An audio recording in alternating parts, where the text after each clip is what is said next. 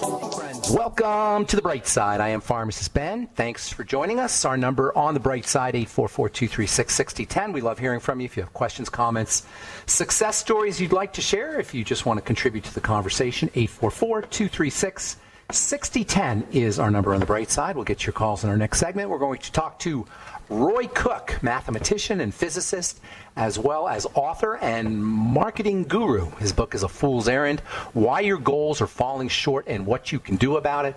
We're going to talk about Roy's very interesting and very unique perspective on goal setting and the missing link in goal setting. Everybody knows they're supposed to set goals. We've been talking about goal setting and writing down your dreams and visions and your goals I first heard about the idea of goal setting in the 1980s.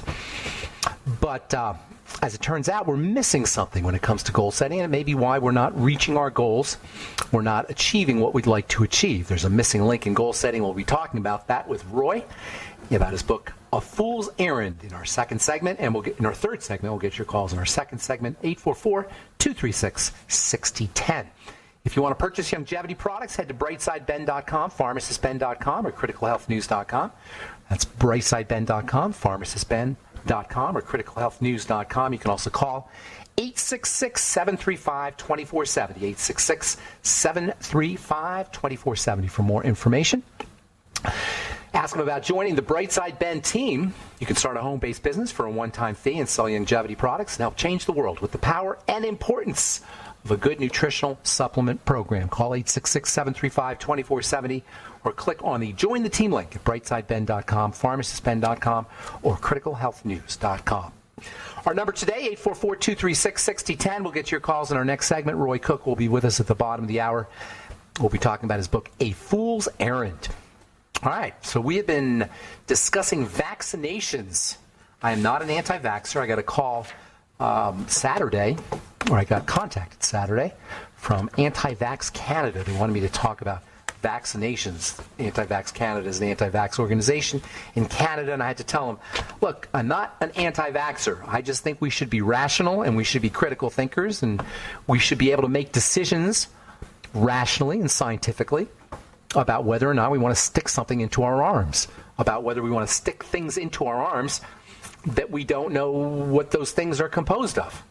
We should be able to be rational about it and scientific about it. Does it make sense to stick a chemical cocktail through your skin into your bloodstream, bypassing your body's detoxification systems in the name of preventing yourself from getting a virus? Does it really make a lot of sense?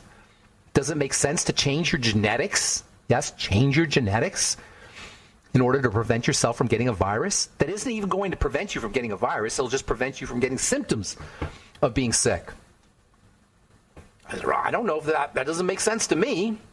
I'm not saying I'm an anti-vaxxer. I'm just saying we got to be rational about this. Over the last 15 to 20 years, there have been all kinds of reports that have been linking vaccination to autoimmune problems, particularly lupus, which affects the connective tissue. Also heart disease, myopericarditis, thrombocytopenia, which is a blood disease. You can only have an autoimmune problem if something is getting into your blood. And if you're one of the 5% of Americans who's dealing with an autoimmune problem, the first thing you want to do is figure out what is getting into your blood and how is it getting into your blood. Usually it's the digestive system. If you want to read a really good book about the relationship between the digestive system and multiple sclerosis, which is a poster child for autoimmune diseases, read the Walls Protocol by Dr. Terry Walls. The Walls Protocol, on the cover, it says a radical new way to treat all chronic autoimmune conditions. What is that radical new way? Change the way you eat. That's the radical new way. And the only reason it's radical is because our standard way of treating autoimmunity is to shut down the immune system. That's the standard thing. That's the standard protocol for patients who are dealing with autoimmunity. Let's weaken the immune system. Things get into the bloodstream. They initiate immune reactions. Those immune reactions can affect cells and ultimately turn into autoimmunity. It's not very complex. It's not very complicated. And for the most part, it's food. That's for the most part how toxicity and immune activation is initiated in the body through foods. And if you're not sure about it, just stop eating for a couple of days and see if your autoimmune symptoms go away. Chances are they will. Another way that things can get into the blood is obviously injection through the skin. And that's why you want to be one reason why you want to be really, really careful what you stick into your body through your skin. This is initiated by a mechanism called molecular mimicry. Molecular mimicry is when something that you're putting into the body, when a component of something that's going into the body through food, through the intestine, or through the skin, mimics biological material in the patient. So you get injected with something, and that something looks like your liver, or looks like your thyroid, or looks like your bone, or looks like your pancreas, or looks like your nerve cells. And the same immune reaction that's initiated to whatever you stuck in through your blood attacks the cells of the body. It's not really complicated. It's really kind of common sense. Molecular mimicry makes a lot of sense. It's still theoretical, but when you think about it, it's just logical. Then there's the bystander reaction. We talked about that one. The bystander reaction is when injected material causes the activation of something that's been stored away, or causes the release of something that has been stored away. Sometimes the body will store things or sequester things, and then those things can be released by immune stimulants, that is, antigens that are in a vaccine. It's called the bystander effect. And the bystander effect can be enhanced by your microbiome. Your microbiome, the bacteria in your intestine and throughout your body, can act like a natural adjuvant, and it's this natural adjuvant effect that we all have individually and unique to us that accounts for the Russian roulette nature of vaccination. We don't really know if our microbiome will be an adjuvant or not. It's just kind of a guess. It's kind of Russian roulette. You stick something in your arm and you're just taking a chance. That's why vaccines can sometimes be benign for some folks and be a problem for other folks.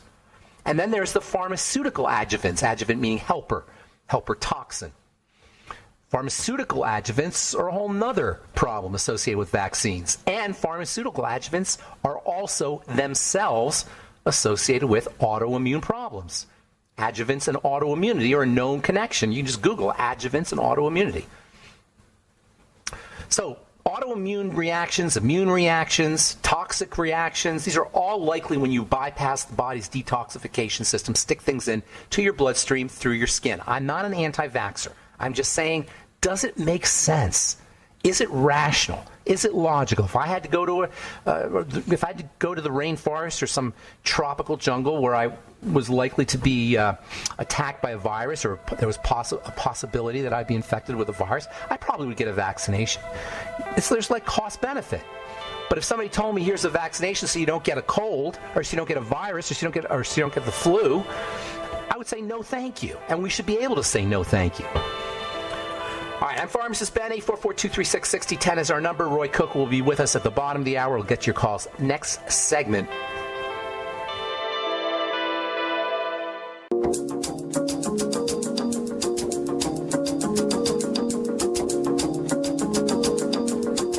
Okay, we're back on the bright side. I'm Pharmacist Ben. 844-236-6010 is our number. Roy Cook will be with us at the bottom of the hour. We're going to talk goal setting, the missing link in goal setting. Roy's the author of a book called A Fool's Errand. He's a physicist and a mathematician. He also worked for Procter & Gamble as a marketer for many years. We'll talk to Roy at the bottom of the hour. Get your phone calls this segment, 844-236-6010. So we're talking about autoimmunity and vaccination, the link between the two. Autoimmunity is when the body's immune system, according to the mainstream medical model, the body's immune system goes haywire. Just it attacks the body for no known reason. That's why if you go to the doctor or you interact with the medical model for your autoimmune condition, you'll probably get prednisone or some kind of newfangled immune suppressant, biological immune suppressant that shoots down the molecules of the immune system. You've seen advertisements. There's pretty much an advertisement every couple of minutes for one of these biologic drugs that suppresses the immune system for psoriasis or for Crohn's disease.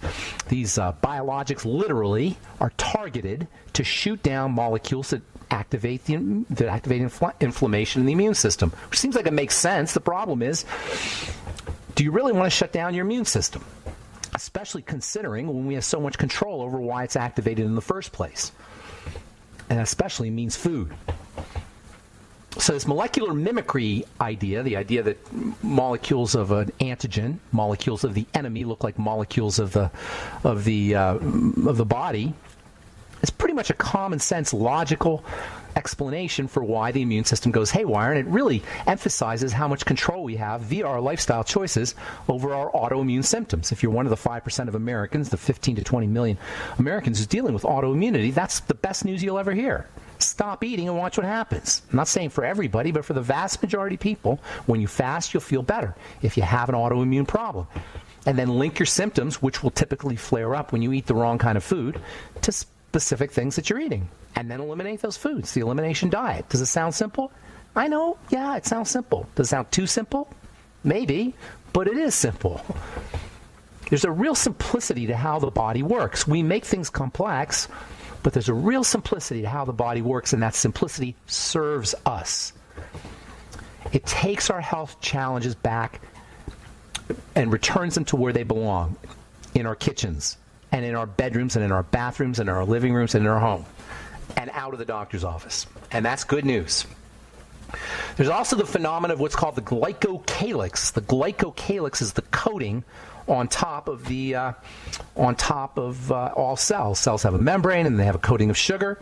And when that sugar gets distorted, it can activate immune and autoimmune responses, autoimmune reactions. This is one of the reasons why sugars, polysaccharides, especially when they come from fruits and vegetables, can be beneficial for the immune system. There's a multi-level company that made a whole bunch of money, a network marketing company that made a whole bunch of money because they understood that by using glycocalyx-based supplements, they could support immune health. They could reduce the symptoms of immune diseases and autoimmune diseases. Manitech, you may have heard of it.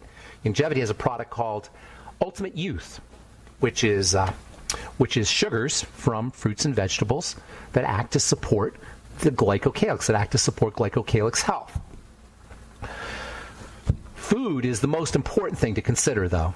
Exactly like there are molecules in the body that look exactly like animal and vegetable and fungal products that we eat. There's our bodies, our organs, our tissues, our cells are made up of proteins and peptides and fats, lipids and saccharides, carbohydrates, exactly like the stuff we eat. When we eat an egg, the macronutrients in that egg are broken down into their basic constituent parts. The sugars are broken down into saccharides, the fats are broken down into fatty acids, the proteins are broken down into peptides and amino acids. Then these building blocks, these components, the peptides, the fatty acids, the saccharides, are absorbed through the intestine into the bloodstream. But the point is these building blocks that make up the egg or make up the potato or make up whatever you ate are found everywhere. The same building blocks that make up a potato make up a cell, make up a nerve cell, for example. And when the body attacks these peptides from the potato, or when the body recognizes or defends itself against peptides from a potato, or lipids or saccharides for that matter, it may cross-react with the stuff that's making up your cells. By the way, quick digression here. Once we understand the fact that basic building blocks, particularly proteins and peptides, make up various life forms, we'll understand why we don't need to fear or even pay attention to so-called confirmed COVID cases. You hear all these confirmed COVID cases. Confirmed COVID cases, now it's 25 million confirmed COVID cases, are based on what's called the Rapid Diagnostic Test, the RDT. Well, the RDT just measures components of a virus. These components of the virus are everywhere. You know, when you go in and get your swab test, your COVID swab test, they're not looking for a virus. They're looking for pieces of the virus. And when you get confirmed positive, it doesn't mean you have a virus. It doesn't mean you've been confirmed positive for a virus.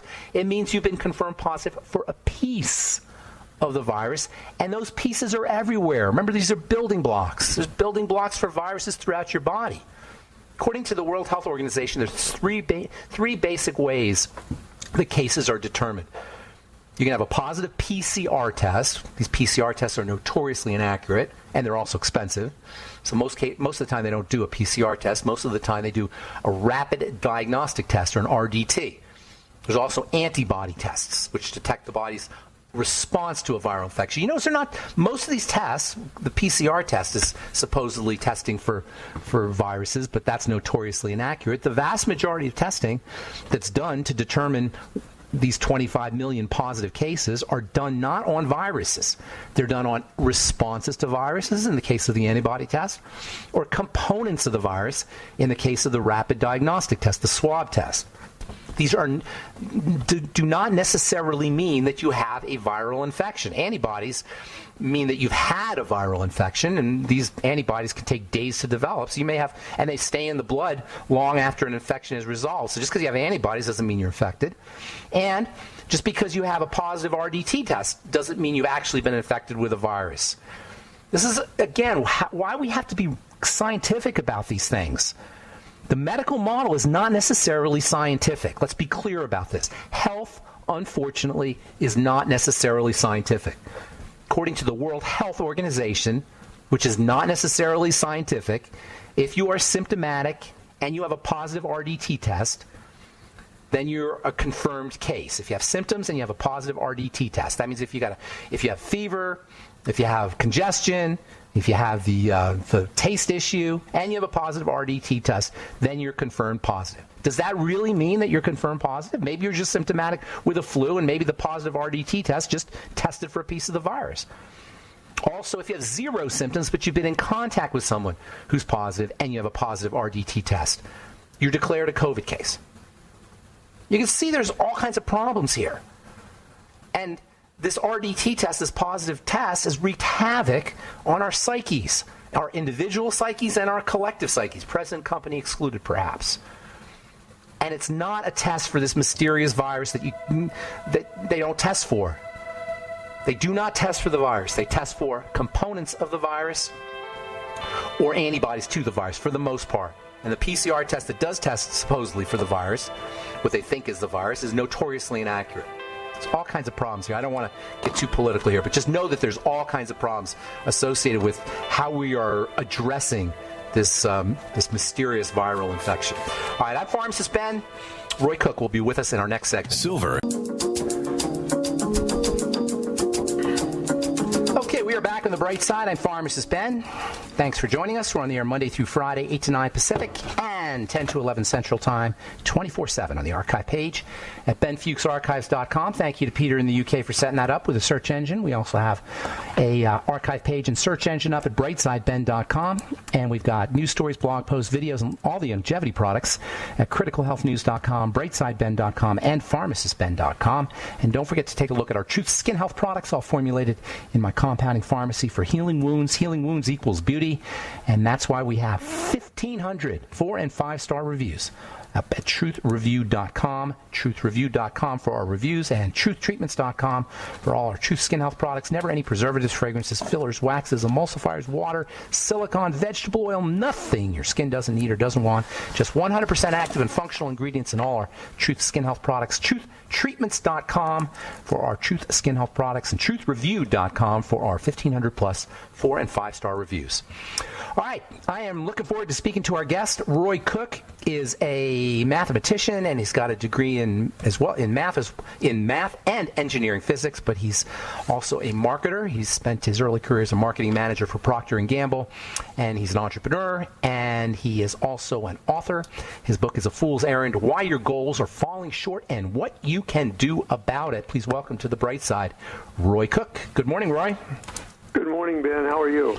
I'm doing great. Good to talk to you. So everybody knows they got to set goals, but apparently there's a missing link. Tell us a little bit about that. Well, about 30 years ago, there was a guy that most people know, Stephen Covey, who wrote a book called The 7 Habits of Highly Effective People. And his partner, Hiram Smith, wrote another similar book. And they talked about their belief that they believe was a fact that everybody is born with 10 to 20 core values are inside them, or if they're not born with them, they happen very early in life, maybe while they're in childhood. And those would be values like spiritual or family or health or integrity or learning. Some people have a core value of creativity, and others don't. They may have a core value of learning or something like that. And so right. Their thinking was that if you can discover these internal core values, then you should set all your goals and the way you live your life consistent with them. And if you do that, they actually promised in writing that you would have fulfillment and peace of mind. I took a chance on that and found out it was true late in my life, starting at age 53. And so I decided, I've been retired for 20 years, I decided I'd write a book about it because I noticed that nobody else was talking about this, that everybody was fixing on goals and when to get up and to take a cold shower in the morning or how to set your mind when you went to bed. And none of that will do any good if you're working on the wrong goals. And we all are different in that regard. Ben, you are completely different than me, and my wife's completely different than me. And so that's the whole idea behind it. Let me interrupt this real quick because I love what you're saying, but I hear this term values and core values a lot, but I'm not really sure what it means exactly. Is it like what you consider important? Is that what a core value is? I looked around a long time for a definition because of the very point you're bringing up. What is it? And I found a personal coach. I would have rather come up with it myself, but I couldn't improve on this. It's like 3 or 4 sentences.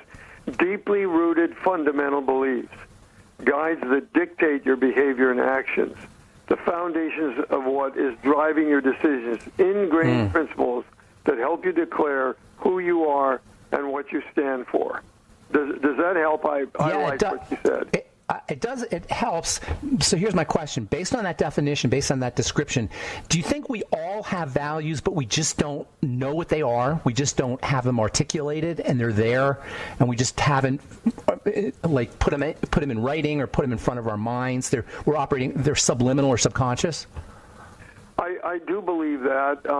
I've identified about 400 values, but some are. In my book, I list 122 of them because some of them are so close to each other, like integrity and honesty. You know, which is it? You're going to spend your time in front of a dictionary. Here's what I believe happens. I have 11 values. I think the average woman is probably better at this because she's more intuitive. So she probably knows, if she was forced to think about it, about 6 of them maybe. 6 out of if she had 11, she might have 15. And a guy might intuit 4 or 5. I think when you go into the book, the first step you take, there's several steps. The first one's a simple one. Look at all 122 and say, do any of those resonate with me? Check them off. You're going to know darn well if you have a creativity core value. I don't. That isn't one of my core values. You're going to know whether you have an integrity core value. Because if someone has ever done you poorly or lied about you or something, and it really upsets you, not just normal concern, your core value is being stepped on. Nobody likes that, but if you have an integrity core value, in my case, I left 2 large corporations because of integrity issues.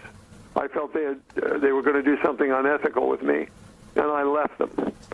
On the spot, the day that I learned about this. Or other people might say, well, look, Roy, you could have maybe tried to work this out. But no, I didn't see that there was an option.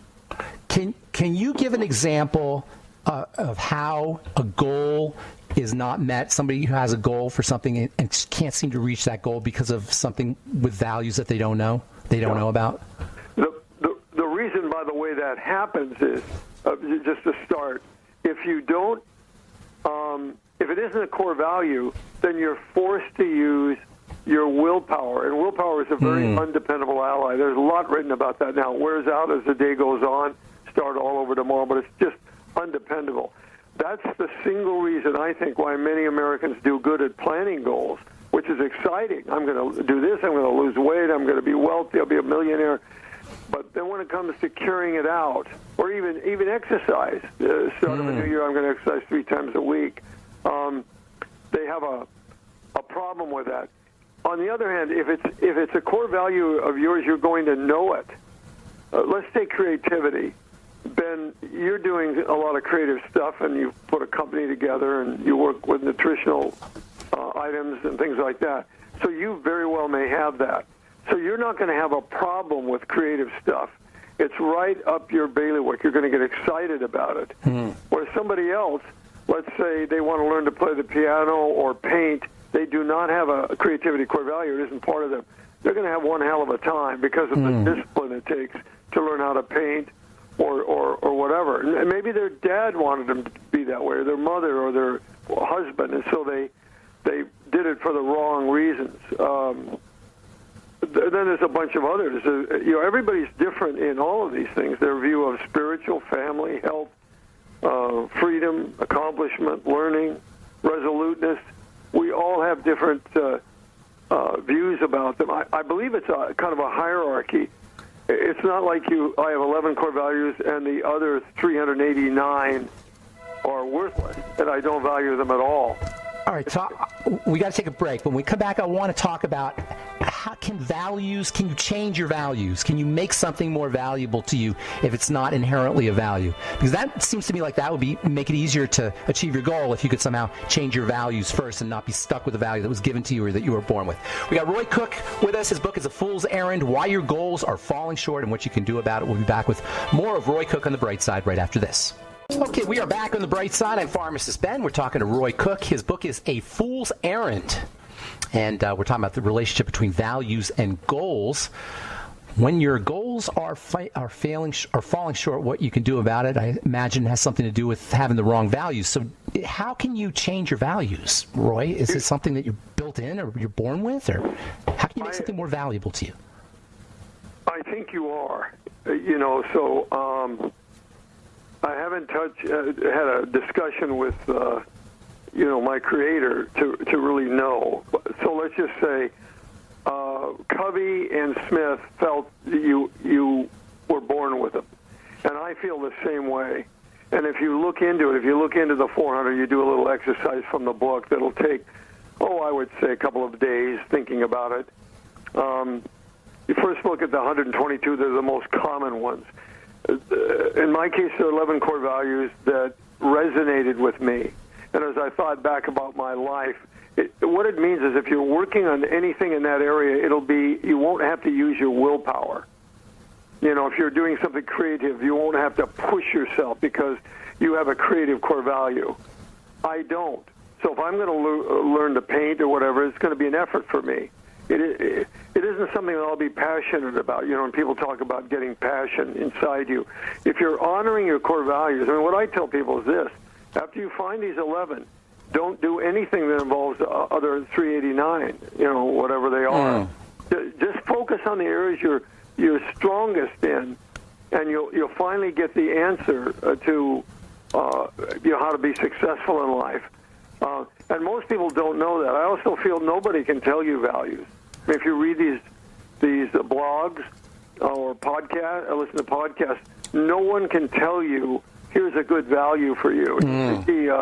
Roy said this, or Ben said this, I'm going to assume a creative core value. It doesn't work that way. You can't adopt it. Just as an example, if I didn't have a integrity core value, I couldn't say, well, I'm going to have integrity all of a sudden.